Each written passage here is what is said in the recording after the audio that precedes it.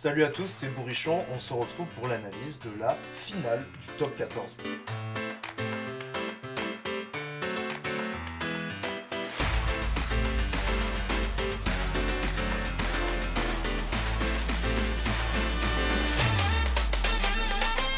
Ça y est, la saison a rendu son verdict et c'est le Stade Toulousain qui décroche son 23e bouclier de bonus après une finale à sens unique. Mais alors moi j'aimerais poser la question de comment un tel écart de niveau a pu se creuser entre l'UBB et Toulouse lors du match le plus important d'une saison et comment l'UBB a pu prendre la pire humiliation possible et même la plus grosse défaite de sa saison en finale. Je vais essayer de revenir sur quelques éléments de réponse. Bon, en tout premier lieu, le plus évident, c'est clairement le manque de fraîcheur physique de la part des Bordelais. On sait que le Stade Toulousain a testé plus d'une cinquantaine de joueurs tout au long de la saison, alors que l'UBB, il y a eu globalement le même groupe, plutôt élargi, qui a joué tout au long de l'année. Et ça peut se comparer notamment sur le nombre de matchs faits par les joueurs. On sait que notamment Toulouse, avec Antoine Dupont, qui avec la Coupe du Monde est français, a moins joué cette saison en top 14. Il y a Romain Tamac évidemment qui revenait de blessure et qui du coup a joué que 5 ou 6 matchs avant les phases finales. Donc tout ça c'est des joueurs qui arrivaient frais. Alors qu'à l'inverse du côté de l'UBB, on a un Maxime Lucu qui depuis le tour en destination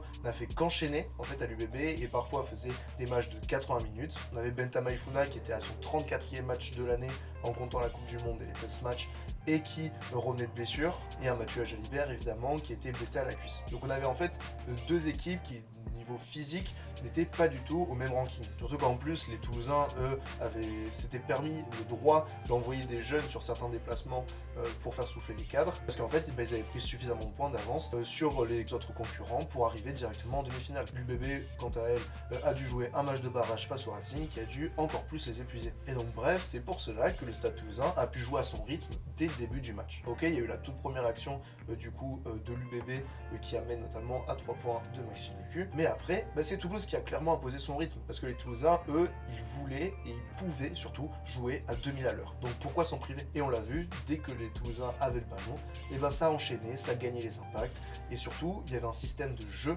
qui était le même pendant tout le match et qui a super bien fonctionné. C'est un système en fait où le but c'est d'aller toucher les couloirs le plus rapidement possible. Souvent ça se faisait en 2 temps et parfois moins 3, mais c'était plutôt rare. Et donc en fait c'est avec cette vitesse là et donc cette lucidité que n'avaient plus les Bordelais que Dupont a pu inscrire le premier essai au bout de 5 minutes et avec une séquence donc qui faisait partie du système dont je viens de parler. Puis surtout en fait dès cette première séquence de jeu qui amène à l'essai de Dupont, on sentait que les Bordelais n'allaient pas tenir physiquement.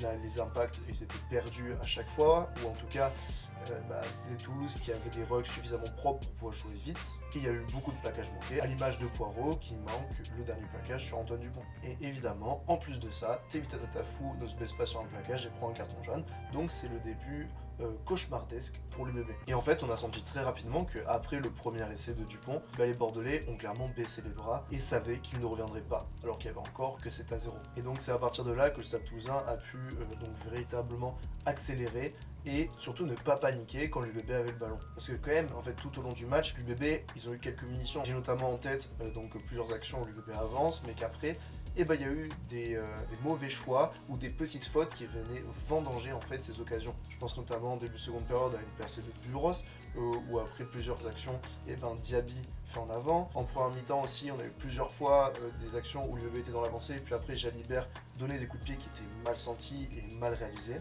On a eu aussi évidemment ce contre de Verne Taillefer sur Dupont, mais pareil, après tout ça, il y a eu un mauvais choix de Buros qui a décidé de revenir, et donc en fait l'UBB n'a jamais pu jouer à son jeu. Et donc au-delà de la domination à outrance des Toulousains, l'UBB c'est aussi un peu s'aborder elle-même avec des très mauvais choix. Et quand c'était pas des mauvais choix, après c'était des en avant, avec notamment j'ai en tête celui de Diaby sur la percée de Buros. Il y a eu un moment de Tamaifuna aussi qui sur une percussion fait un en avant alors que l'UBB était en train de gagner des mètres.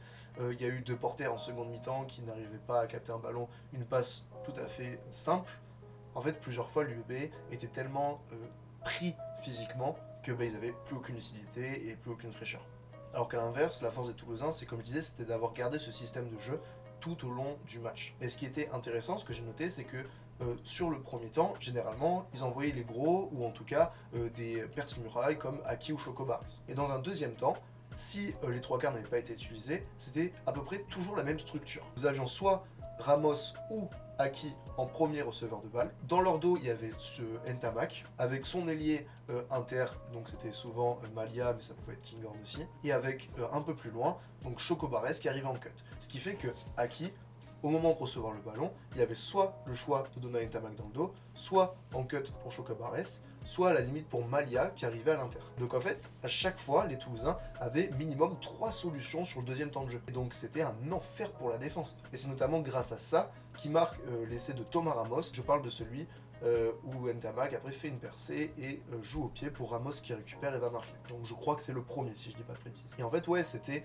le but de ces combinaisons, c'était de créer un maximum d'incertitude parce que tous les joueurs pouvaient avoir le ballon et en plus les courses étaient parfaites. Et c'est notamment aussi pour ça que Tatafou se fait prendre un revers et plaque trop Chocobares et prend un carton jaune. Et en fait ça a été ça tout le match. Toulouse a toujours utilisé cette technique, ce système de jeu, avec des joueurs frais qui arrivaient le lancer, et après ça créait des décalages, surtout face à une défense qui était aux abois. On voyait les joueurs de l'UBB qui se replaçaient difficilement parce qu'ils étaient totalement cuits en fait, notamment les gros. Et ce qui était impressionnant aussi du côté de Toulouse, c'était aussi le fait qu'ils ne se consommaient quasiment jamais dans les rucks quand c'était l'UBB qui avait le ballon. En effet, à chaque fois, ils laissaient les soutiens arriver, alors que pourtant, plusieurs fois, les soutiens bordelais étaient en retard. Mais non, ils n'allaient pas mettre les mains pour avoir un maximum de joueurs dans la défense. Et qu'après que ce soit un épais mur quasiment infranchissable.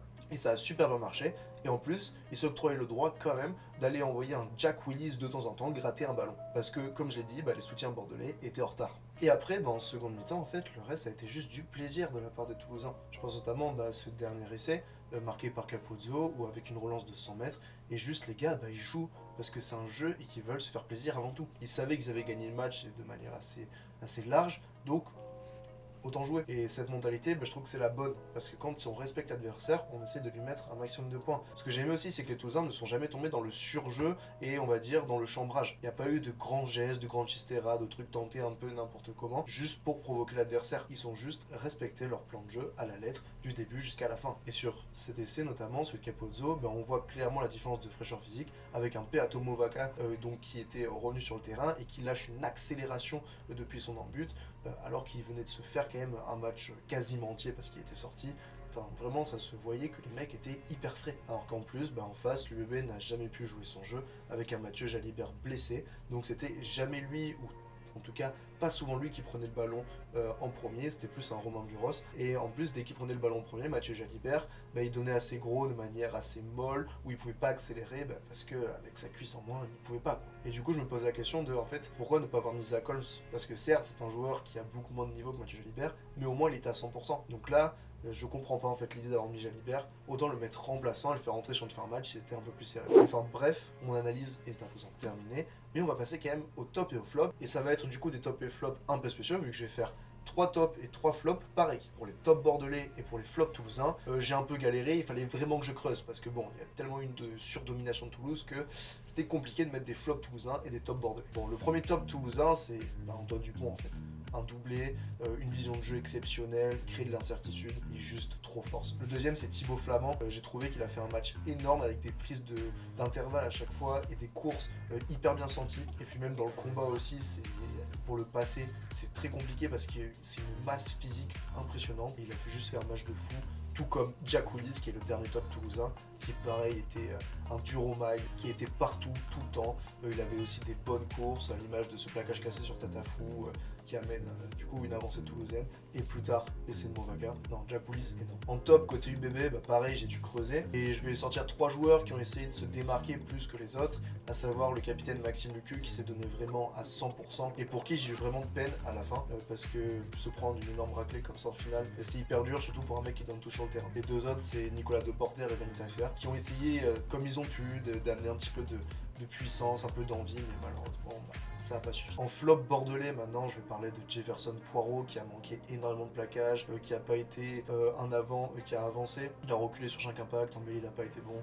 C'était un jour sans pour lui. Tout comme Adam Coleman qui a fait une énorme saison, mais qui là, ça se voyait qu'il était à la peine physiquement, parce que le mec, pareil, il a enchaîné je sais pas combien de matchs. Il se replaçait en marchant, il a subi, il a été pénalisé pour hors-jeu. Enfin, Coleman n'a pas fait un bon match du tout. Et enfin, le dernier à être un flop, c'est Diaby, parce que pareil, il y a eu un en avant suite à la percée de Buros alors que c'était un bon coup à jouer, et puis dans le combat, de toute façon, ils se sont fait bouffer. Et en flop toulousain, de toute façon, il n'y a pas de flop en vrai du côté de Toulouse, mais j'ai mis du coup Malia pour son plaquage sur Biel Barré, parce que pour moi, je pense que ça méritait jaune, surtout avec le carton jaune envoyé à Tateufou quelques minutes avant. Et enfin, les deux autres, c'est Ntamak et Kinghorn, mais juste pour leur coup de pied manqué, pour la transformation manquée. Au-delà de ça, ils ont fait un énorme match aussi. Et ces top et flop, c'était une idée donc de Young Jacob dans les commentaires, et je trouvais que c'était une bonne idée, mais malheureusement, il y a eu tellement une classe d'écart que ça devient un peu ridicule. Bon, en tout cas, la saison de top 14 elle est maintenant terminée et les joueurs vont pouvoir enfin se reposer en vacances. De mon côté, donc c'est la première année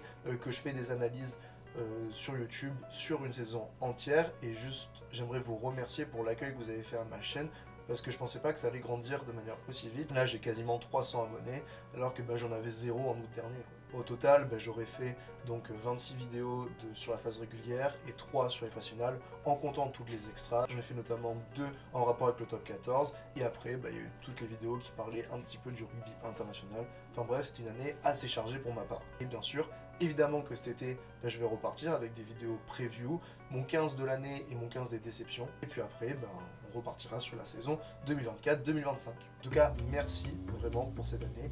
Et moi, je vous dis à dans quelques jours pour une vidéo 15 de l'année et 15 des déceptions. C'était Bourrichon. Ciao, ciao.